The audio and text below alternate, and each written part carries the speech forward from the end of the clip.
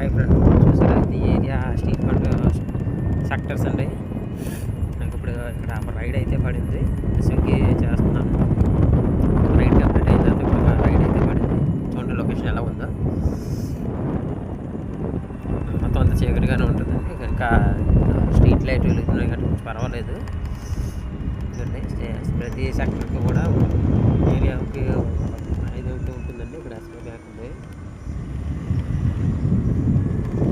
Shopping complex ఉంటుందండి పెద్ద ఏరియాకి ఒకటి.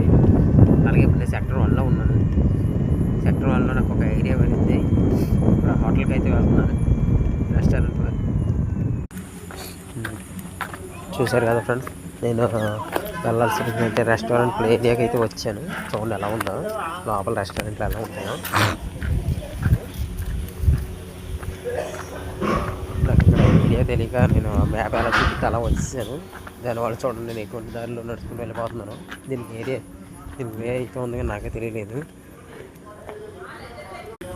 నాకు ఈ ఏరియా తెలియదురా అంటే మళ్ళీ ఇక్కడ నుంచి సెక్టర్ 10కి పడింది. మళ్ళీ మ్యాప్ నప్పుకొని వెళ్ళిపోవడమే. గూగుల్ తల్లి సరిగ్గా చూపించామా ఈసారి అయినా సరే. డైరీ చూడండి వే ఎటు ఉందో, ఎటు నుంచి తీసుకొచ్చిందో గూగుల్ తల్లి. అక్కడెక్కడో ఉన్న రెస్టారెంట్కి ఇక్కడ ఆపేసింది నన్ను. నా బైక్ చూడండి ఇక్కడ ఉంది, నా స్కూటీ.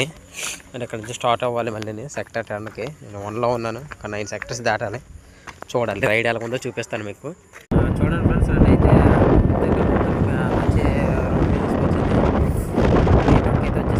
చూడండి మొత్తం స్టీల్ ప్లాంట్ ఏరియా మొత్తం నైట్ టైం ఎలా ఉంటుంది. వల్ల చీకటిగా ఉంటుంది బాగా. చలి కూడా ఎక్కువగానే ఉంటుంది, కూడా కూల్గానే ఉంటుంది. ఎక్కువ ఫారెస్ట్ ఏరియా టైప్ ఉంటుంది. క్వార్టర్స్ కూడా లోపలికి ఎక్కువ కరెంట్ అయితే రాదు. ఆ లోపల ఉన్నంత వరకు ఉండదు తప్ప క్వార్టర్స్ ఏం బాగోవు అంటున్నాను. వే అయితే ఎలా ఉంటుంది, వే అయితే నీట్గానే ఉంటుంది. నేనైతే ఇక్కడి నుంచి 6 కిలోమీటర్లు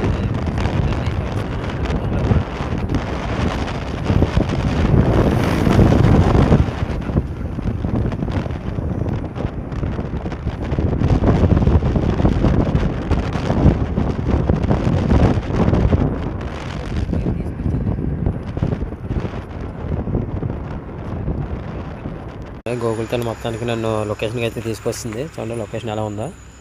ఇటువైపు మొత్తం ఫుల్ డార్క్ చీకటి, ఇటు చుట్టూ ఫోకస్ అయితే ఉంది. చూసారు కదండి